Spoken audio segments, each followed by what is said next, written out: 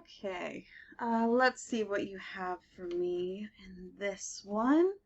So we are saying how many batches are going to be produced. Direct labor, we have a rate. Hours that we expect to take per batch, total labor per batch. Okay. Nice job with being very clear that we're dealing with per batch. This is very useful when filling these out, right? So costs that we're spending per batch. It would have been kind of a nice touch if we kind of pulled out this information a little bit more. So like, for example, how much oil costs when we buy at wholesale, how much we actually get from that price, and how many, let's say, ounces or pounds or I don't know, what other unit of measurements there would be, going ahead and saying exactly how much of that we would use for a batch, right? Now, that would give kind of the user a little bit of a chance to say, okay, well, if my price goes up by $7, what ends up flowing through? But really, this isn't bad. It just requires the user to do the math on their own, which is fine. Good job. Separate it out. And then, good, we have a total overhead cost. Great job. Now, I'm assuming that this total is going to end up being allocated out.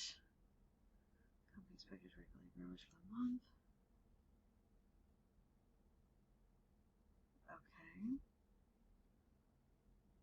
So we should be seeing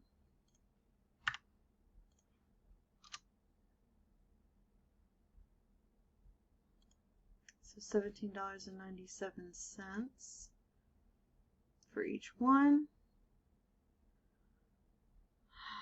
Let's see.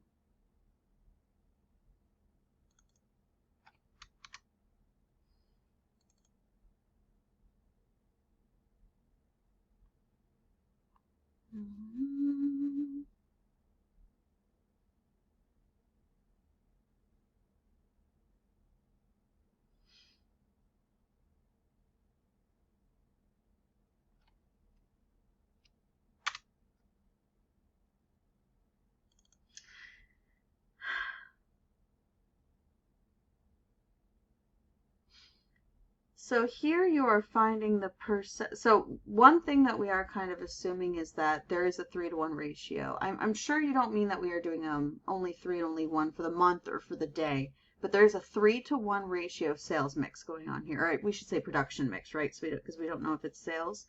So technically, 75% of what we produce would then be baklava. Now, if 75% of what we produce is baklava, we would have to take these hours into consideration, right? We can't just say that here 75% of our hours are going to be baklava, because as we can see here, we use a different number of hours for baklava versus the galette de Barreco, right? So we technically can't say that we're simply going to do it based on that sales mix. Now, if we said that it was a 1-to-1, again, sorry, sales mix, production mix. If we were going to say this was a 1-to-1 production mix, then we technically could then say that we're going to allocate this by a 6-to-5 ratio, right? But here, if we're saying 640 hours are going to be used for the month, okay, well, great estimate. How many of those hours are going to be used by the baklava? And how many of those hours are going to be used by the galette de Barreco? Because we can't just use 3-to-1 because they use different number of hours. Now, if you said that it's a 3-to-1 based on hours, so we could say for every 18 hours that we spend on baklava, we will end up spending 5 hours on the galette de Barreco. We could use that as a ratio, right? So we could dig into this a little deeper. But if we're using direct labor hours, we need to make sure that we're saying, okay, well, how much of this estimate is being used by each one? And we can't do it based on production. We have to do it based on hours, right? Unless these matched up to what's here, but these do not. But still, really good start here. Okay. Next, let me just see. Do a little math here. See if your formula ends up working out there. Yeah, so 25% versus 75%. Okay. And I love this. This is a nice, easy, clean way to kind of bring everything to an end right up there. A few things that I would work on. One would be allocating that overhead. Keep in mind we can't do it based on production if we're using it based on direct labor hours.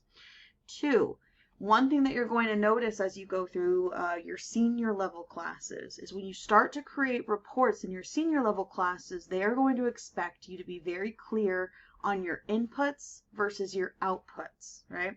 So here, I know that, for example, this is an output. I, as the user, shouldn't be editing this, but I know that I should be able to edit, say that, right?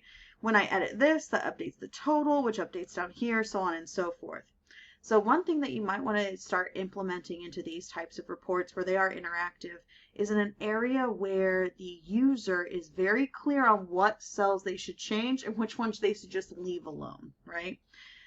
So for example, sometimes we can do this by changing the shade in a cell. So we can make it a different shade and then put a note like gray cells should be edited.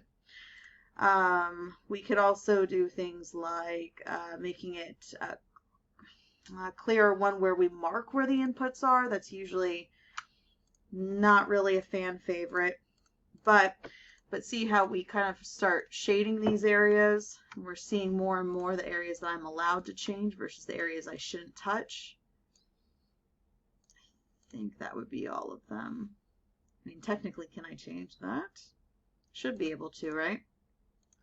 So if we start kind of digging into like the inputs versus the outputs a little bit more, you're going to have a better chance of your user understanding how to create your spreadsheet. Now, another way of doing this is including more thorough instructions off to the side, right? So just like how I was saying earlier about, oh, you can edit the gray cells, you can include that in your instructions.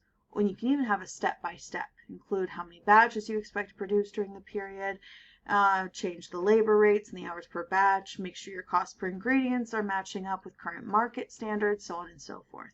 So with a little bit more direction here, I think your user could really get a little bit more out of the spreadsheet. But really nice job. Love that you were very clear about the per batch. This one could really use a little bit more definition on what this is. Do we mean per month, per day, so on and so forth. But overall, nice job. Really great start on this one.